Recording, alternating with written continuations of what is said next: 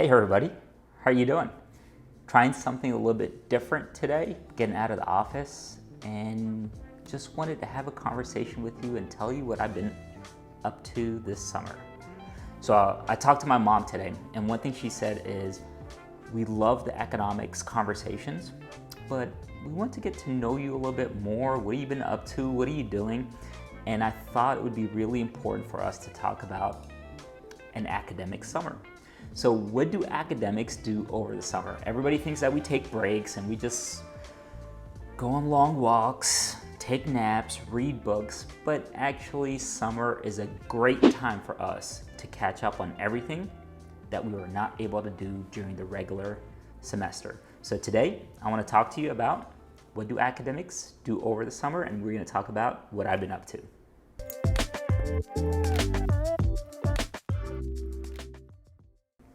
The most important thing that I've been up to this summer has been teaching at the University of Kentucky's MBA program. They called me up, they said, we need somebody to teach managerial economics. Are you up for it? And sure enough, I am. I've loved every second of it. It's been such an honor to teach at the university that I graduated from, but to also work with the students that really want to be engaged with economics at a higher level. So a little bit of background about my teaching.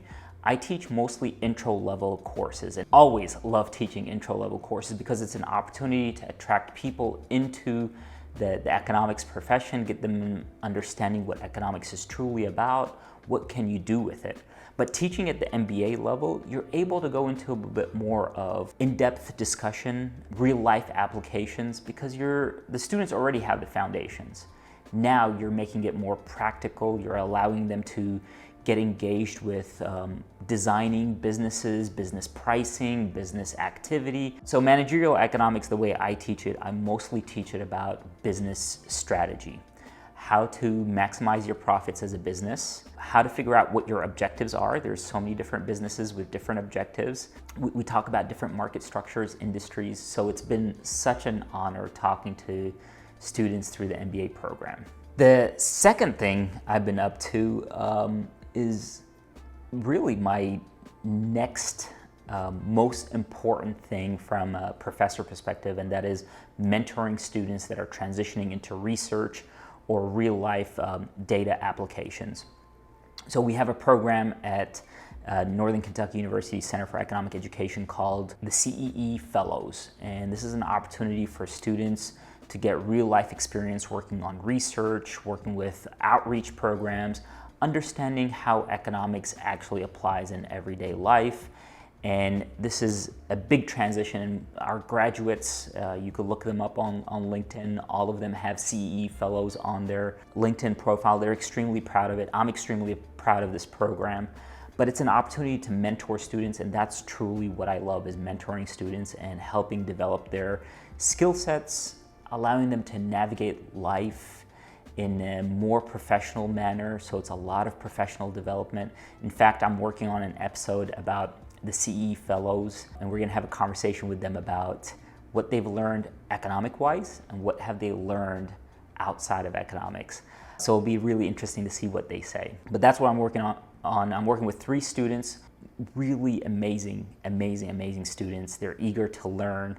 They're eager to figure out the world of data and economics, and really I'm just helping them navigate that, inquiry and trying to understand what is it that us economists do and why it's important. So be on the lookout for the CEE Fellows. You're gonna see me share a lot of their products, because one of the things that I truly believe in is having students show their work, and I talked about this in one of my videos about the 3 books that I recommend. We need to teach our students, our colleagues, whoever you're working with, on how to better navigate the arena of telling their story.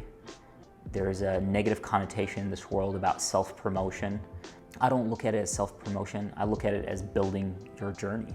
And I want to teach my students and the people I work with on how to tell their story. And this today is part of that. So if you're enjoying me telling this story, leave a comment and tell me what you like about this episode. All right, so this is not meant to be braggy like, but I just really want you all to know what I'm working on, so you get to know a little bit more about what's happening in the background. Another thing that I'm working on is actually 2 book chapters, one with Dr. Darshak Patel on how to use ESPN 30 for 30 to teach microeconomics. This is a second revision of our paper that we wrote, I think it was back in 2016. I'll link to that paper, but look out for the book chapter. The other one is with Dr. Brandon Sheridan and Dr. Darshak Patel as well. And it's also revisiting our work. And this is an honor to have editors reach out to you, asking you to update your work because it's getting a lot of attention and it has influenced the profession.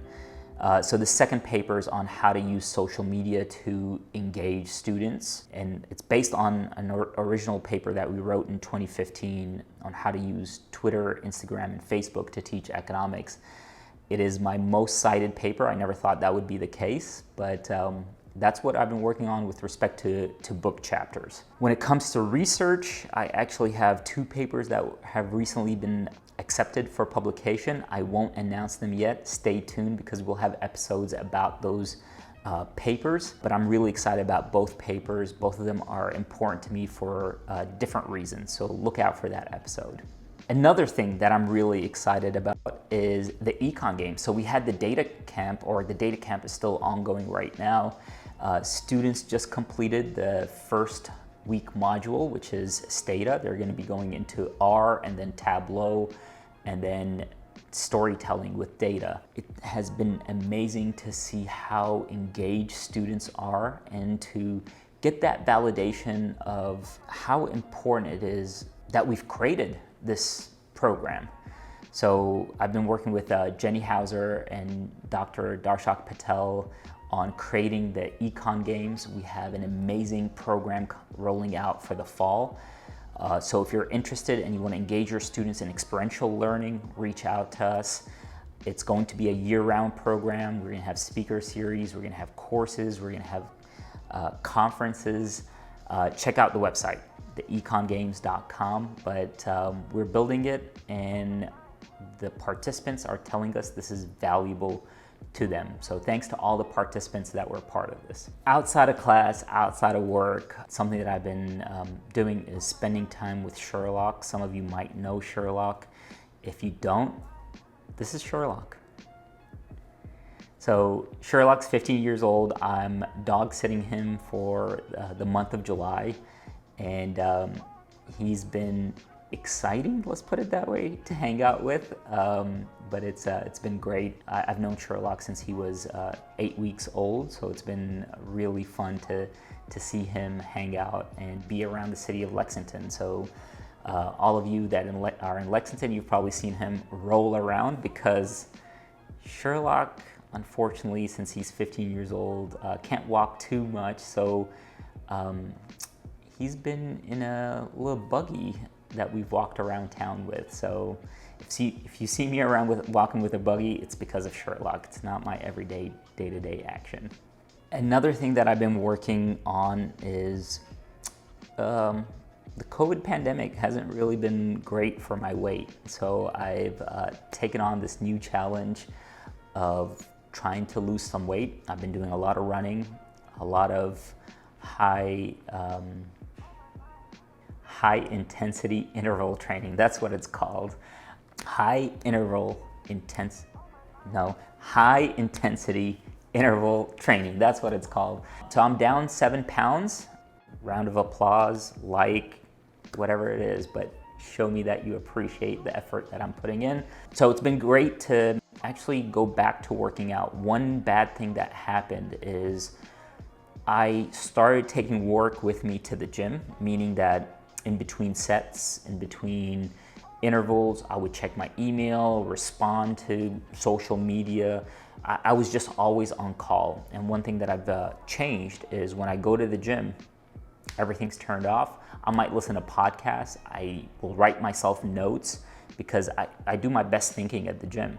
So I'll leave myself notes, but I cannot take action on it until after I leave the gym. It's been a big mind shift, but sometimes we sabotage ourselves, and that's how I was sabotaging myself, as I was taking work to the gym. The gym is me time, and that's one of the biggest adjustments that I've made. All right, now I want to talk about the things that I want to accomplish in this summer. I know it sounds like I've already done a lot of great things and I'm happy about it, but there's something that I've been thinking about a lot lately, and that's the importance of taking time off. And admittedly, I'll admit, I'm not really good about taking time off. I always work, I'm a workaholic, but I've gotten to that point where I need a vacation, like straight 2 weeks of just, sorry about the sirens. All right, let's try that again. So what I truly need is a vacation, like 2 weeks entirely off, no work, no email, maybe even no social media. Gonna have to really work on that, but I'm excited. I'm going up to Boston, actually north of Boston, to the beach, a beach house, and I'm gonna try to turn off for the first 2 weeks of August, and then when I get back, it's the fall semester. But I will update you on how well I was able to stay away from work.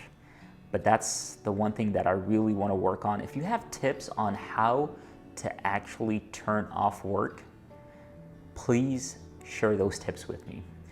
I want to read novels, not econ textbooks, not self-help textbooks, not professional development, but like novels. So if you have any recommendation for great novels, leave them in the comments, and I'll be looking out for those. But that's pretty much my summer, a little bit of mix of work, accomplishments. It's really important for, one of the things that I work with my students on is this power of reflection. And this episode is really about taking a moment and recognizing everything that I'm doing, everything that's worth celebrating, but also looking forward to the future and trying to figure out what is it exactly I want to accomplish moving forward. And work-life balance is what I want to accomplish. See you next week.